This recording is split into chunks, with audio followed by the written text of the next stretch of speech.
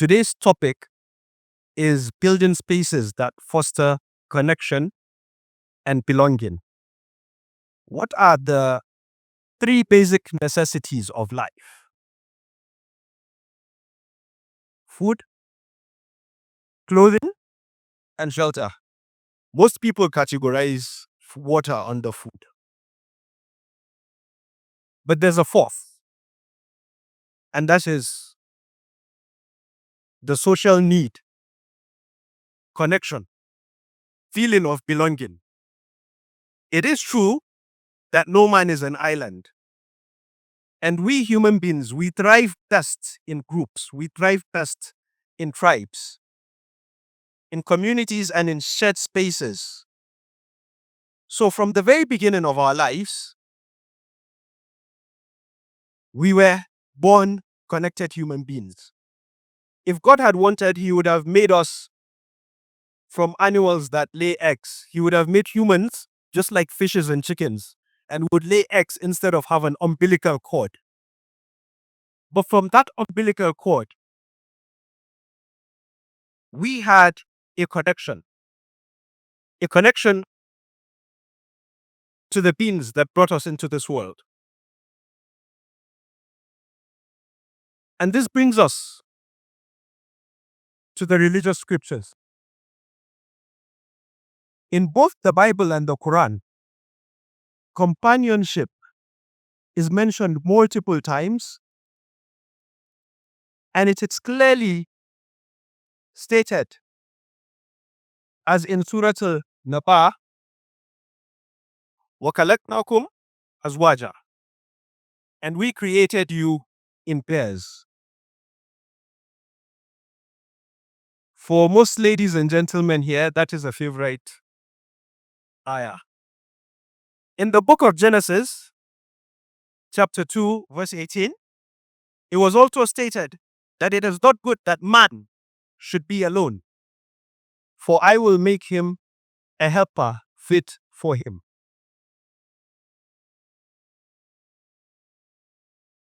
From the way our forefathers lived, our grandparents, they were hospitable people. They did not have walls except the walls that guarded the city. They did not have any walls or fences between them and their neighbors. And we had a communal system of living. They lived a connected life. And this brings us to the macro and micro spaces. When we're talking about the micro spaces, we're talking about the small spaces within our rooms, our own environments, our own comfort zones. And you will notice that even from the way that we design our smaller spaces, you can sense that man is a creature of belonging, is a creature that seeks partnership, companionship. I want to ask you a simple question. In your living rooms, we usually have single seaters and couches. What is the seat that is usually opposite the television? The 3-seater couch. And why is that so?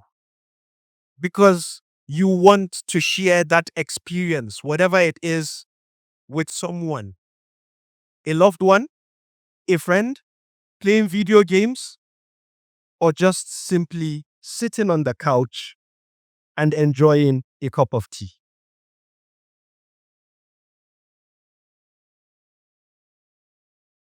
Or, for some of us, Netflix and chill. And it's the same thing when you still expand on your micro space, you move to your living rooms, you realize that one of the first points of entry in any house is what's the living room. That is because human beings in their nature are welcoming. Human beings crave companionship. And that is why we don't start designing from very private spaces. And when you get to the macro spaces, We're now talking about cities, about neighborhoods, entire neighborhoods. Human beings love to live in estates. They love to live, when you even get to the smallest forms of the community, like the Fulanis, Ruga, they like to live together.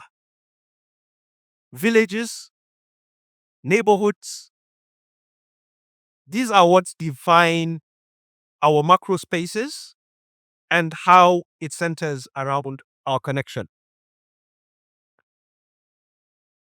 Now, shelter is more than just a mere basic need, especially when you're linking shelter to something as important as connection,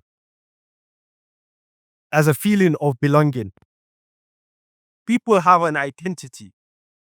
And anywhere in the world, if you go and you see house of traditional architecture or architecture from the north, it's easy to tell. When you see my brother here wearing this beautiful dara, you know that this might be one of us. And it's very easy, even when you travel abroad, to be other people like yourself and know that this person is from amongst us. And that can all start from your shelter. The homes are the first layer of interaction with the outside world. First, man defines and creates his living spaces, and those spaces later create and define man. So the way we design our living spaces can either draw us closer to other people, or they can or they can pull us further apart from these people. And a very good example is something that I myself I am guilty of. I'll tell you a little story about a client of mine. And he said, Khalifa, I don't like guests in my house. But then again, I don't want people to know that I don't like guests. And I told him, okay, here's what we're going to do. So I came up with a very crafty way to get rid of the guests. And then I designed a house with a guest bedroom that was very close to the entrance to begin with. And it had a shared bathroom, meaning that whenever he has a guest in the house, the guest has to either take a shower at 7 a.m. or not at all. So this is what we call in Arewa Kura da Hali. So that was what I did for this particular client. So you can see that our designs actually influence who we are. At first, we influence those designs, and then they influence who we are. After a while, this same person, this same said client, had a guest in form of his mother-in-law. And now, well, the mother-in-law couldn't use the guest room, clearly. And that means that he now had to move his mother-in-law upstairs. So I now received another call. Architect, what can we do about the situation now? Well, the best time to perfect a design is before you start it. So we had to do some to get it better. Now, the best way to predict the future is to create it. And that is why we must create communal shelter. Now, even in the smallest of spaces, we still want to connect, like I said. We want to enjoy our time with friends and family. And when we step outside our homes, the cities that we create become our own living spaces. And one of the things that I have realized is park benches that face each other, for example, are an avenue for conversation starters. It easily and creates and engages connection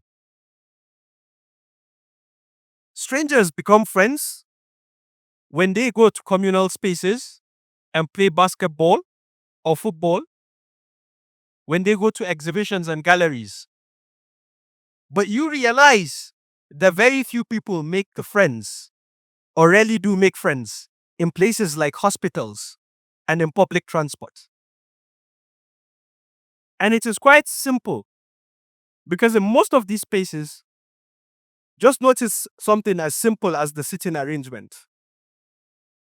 We usually have what we call a classroom sitting style. That means everybody is facing one direction. And some of the big stories that you would have ever heard in your lives are actually connected to design, to designing those spaces. A very good example is Romeo and Juliet, that we are particularly fond of. And for the hopeless romantics in the house, I am very sure that you all know that balcony scene. Oh, Romeo, that wouldn't have been possible if there was no balcony. If a balcony had not been created for Juliet to look out of and see her dear Romeo. Rapunzel would not have been able to let down her long hair if there was no window in the tower. And urban design is not just about traffic flow, it's about how people feel, it's about emotions. Do people feel seen? Do they feel safe? Do they feel invited? And one of the things that you would notice is something as simple as a red carpet tells you that this is exactly where you're supposed to stay. And when you see glass doors, it tells you that you're welcome. But when you see a steel door, a solid steel door, I don't need to tell you what it says. So, one of the things that I noticed in my travels, I'm someone who likes to travel a lot. I've been to over 20 plus countries and counting, is that in Europe, most of their cities are connected by rail. They have a very robust rail network. And these are people who are clearly interested in building what? Bridges, not walls. And so, you would notice in the diagram here, or sorry, in the picture on the screen, you would notice that we've got tables in between the chairs with people facing each other. And you can see that it creates room for interaction. And you can see in another one, we've got what we call the school sitting, like in airplanes, where everybody just simply faces their front. And that's why, if you've ever been on a very long journey, you would notice that most people spend the time on the screens in front of them or on their phones instead of talking to their neighbors. So,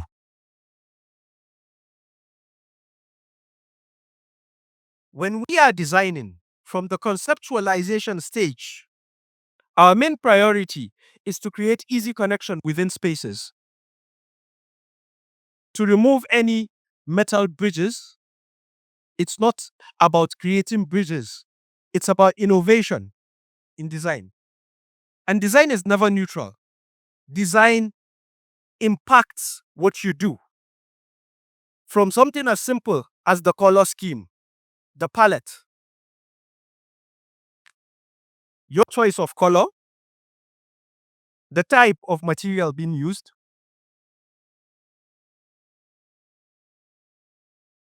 And any tiny detail, barricades, balustrades, they all affect how you think. When you come in and you see a rope, a small piece of rope that has been put around, a red tape, it says what? Stay away from this particular place. So we must ask ourselves,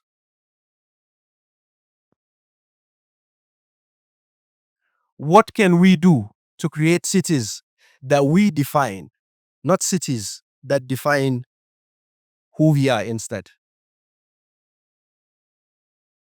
So, from the umbilical cord that I spoke about that ties us to life, to the living rooms that we share, to the cities that we build, and the spaces that we design, we are we are not meant to be alone. We are meant to be with people. So let us build homes that invite conversations. Let us build cities. Let's build parks. Let's build spaces that foster connection with one another. So let us build bridges, not of wood and steel, but bridges of trust and humanity. Because when we design for connection, when we design for people, when we design for those who matter, for those that we love, we are telling them that they belong. Thank you very much.